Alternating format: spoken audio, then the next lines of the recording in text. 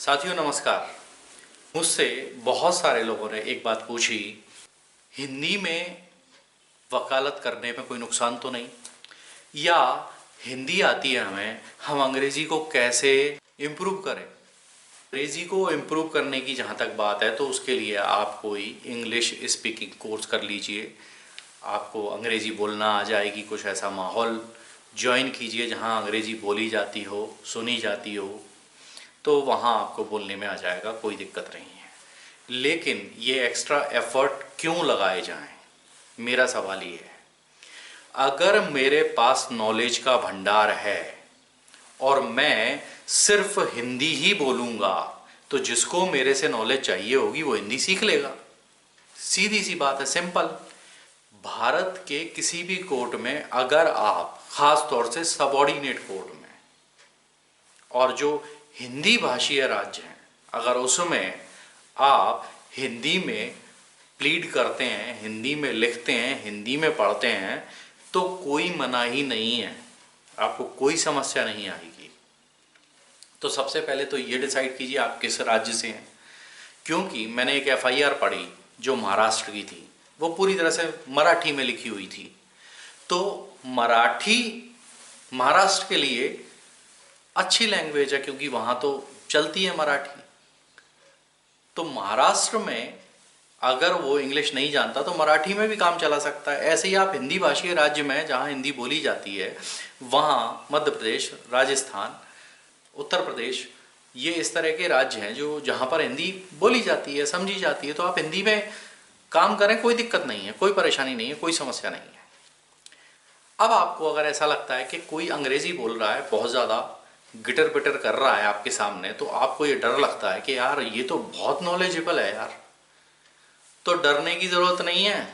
ज़रूरी नहीं है कि जो अंग्रेज़ी में गिटर पिटर कर रहा है, ओ या, ओ आई एम फाइन, ओ वाह, how are you, how do you do, और ये सब कर रहा है, तो ज़रूरी नहीं है कि उसका ऊपर का माला पूरी तरह से भरा है ज्ञान से। हो सकता है ऊपर का माला खाली हो। अंग्रेज़ी एक लैंग्वेज है, एक भाषा है। उस भाषा पर आप कितना कमांड कर सकते हैं ये आपके अपने ऊपर है। आपके एनवायरनमेंट में किस तरह का क्लाइंट आपसे मिलेगा वो भी आप पर निर्भर करता है कि आपके आसपास के क्षेत्र के लोग जो अंग्रेजी जानते ही नहीं है, वहां पर आप ओ या करते घूमेंगे तो कोई भी आपको केस नहीं देगा। जैसा देश वैसा भेष और वैसी भाषा।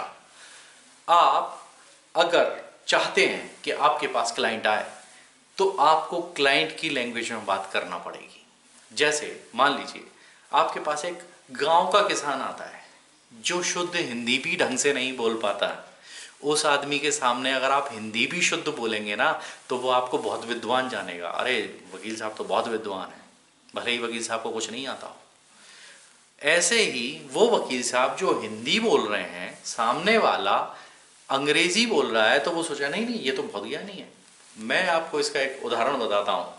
एक केस था जिसकी पूरे आर्ग्यूमेंट सुने।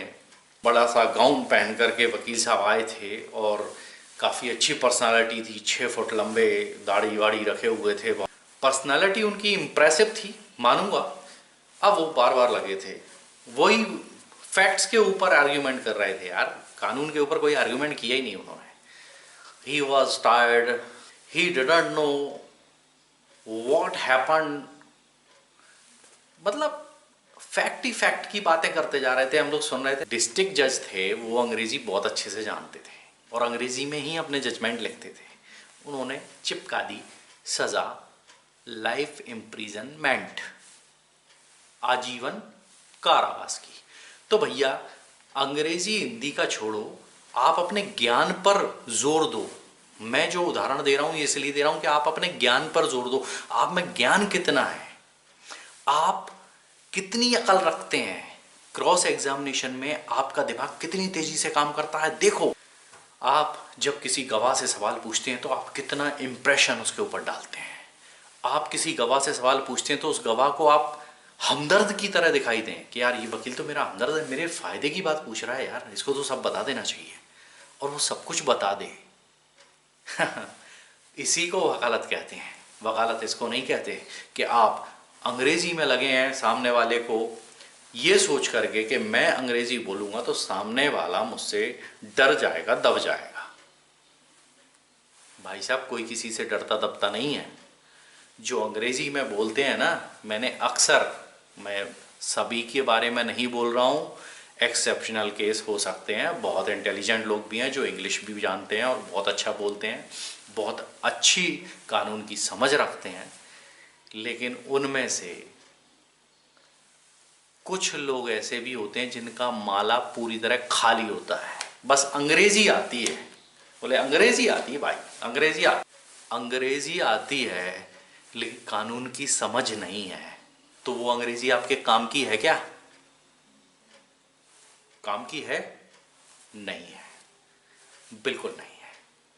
अगर आपको अंग्रेजी आती है तो भैया इंग्लिश ट्यूशन चला लो, अंग्रेजी सिखा दो। जिन लोगों को अंग्रेजी नहीं आती है वो आपको खूब सारा पैसा देंगे, लेकिन कानून के क्षेत्र में अगर अंग्रेजी आती है, कानून नहीं आता है, तो आप बाबा जी का ठुल्लू लेकर घूमो, कुछ नहीं होगा आपका। Knowledge is power. अगर आपके पास इस क्षेत्र में नॉलेज नहीं है, आपको नहीं पता कि आपको करना क्या है, आपको कैसे डिफेंस करना है, आपको कैसे अभियोजन को चलाना है। प्राइवेट कंप्लेंट में आप अभियोजन को भी चलाते हैं, ध्यान रखना इस बात को।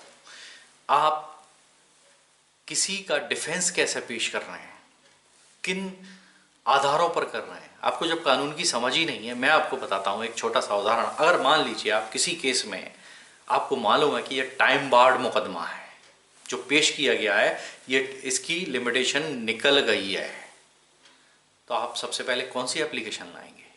आप एप्लीकेशन देंगे कि ये टाइम बार्ड है, लिमिटेशन के अंदर नहीं है, इसलिए इसको निरस्त किया जाए। सबसे पहली एप्लीकेशन, पहला ऑब्जेक्शन आपका। और अगर वो कंसीडर हो गया तो आपको दावा लड़ने की ज़रूरत ही नहीं पड़ेगी, उसको फेंक दिया जाएगा उठा के, क्योंकि वो लिमिटेशन के अंडर नहीं है, बाहर है। अब वो भले ही अंग्रेजी में हो या हिंदी में हो, बात पता तो होनी चाहिए ना। अब बात करते हैं, जो लोग घबरा रहे हैं कि मैं तो हिंदी जानता हूँ, मैं कुछ नहीं कर पाऊँगा, मेरा कुछ नहीं हो पाएगा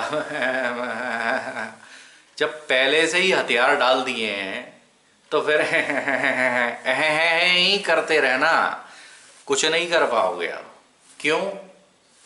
क्योंकि आपने कभी इस बारे में सोचा ही नहीं कि आपको अपनी नॉलेज बढ़ानी है। आप तो अंग्रेजी के पीछे भाग रहे हैं, मुझे तो अंग्रेजी सीखनी है, इंग्लिश ट्यूटर मिल जाए मुझे, वो आप में ज्ञान थोड़ी भर देगा, आपको लैंग्वेज बोलना सिखा देगा, आपको लैंग्वेज समझना सिखा देगा, लेकिन लैंग्वेज सिखाते सिखाते वो आपको कानून का ज्ञान नहीं दे पाएगा, ध्यान रखना। इसलिए अगर इंग्लिश इम्प्रूवमेंट आपको चाहिए तो ऐसा कीजिए, एक ही डिसीज़न के दोनों वर्जन पढ़िए, हिंदी भी इंग्लिश भी।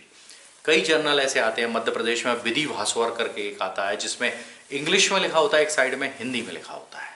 जब मैंने प्रैक्टिस शुरू करी थी, और अब अभी आ रहा है कि नहीं आ रहा है इसके बारे में मुझे जानकारी नहीं है, आप पता कर लीजिएगा, उसमें हिंदी में और इंग्लिश में दोनों तरफ दोनों वर्जन लिखे रहते थे, हिंदी वर्जन भी इंग्लिश वर्जन भी।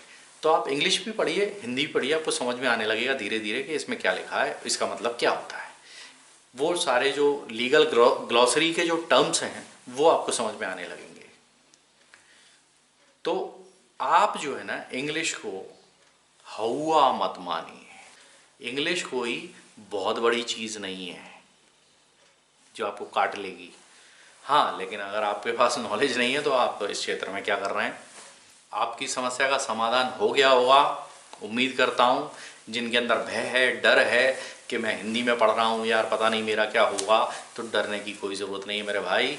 आप अंग्रेज़ों से, उन काले अंग्रेज़ों से ज़्यादा अच्छे हो सकते हैं, बशर्ते आपकी ऊपर की खिड़की खुली हो तो। चलिए मिलेंगे अगले वीडियो में, तब तक के लिए बाय बाय, अपना ख्याल रखिएगा।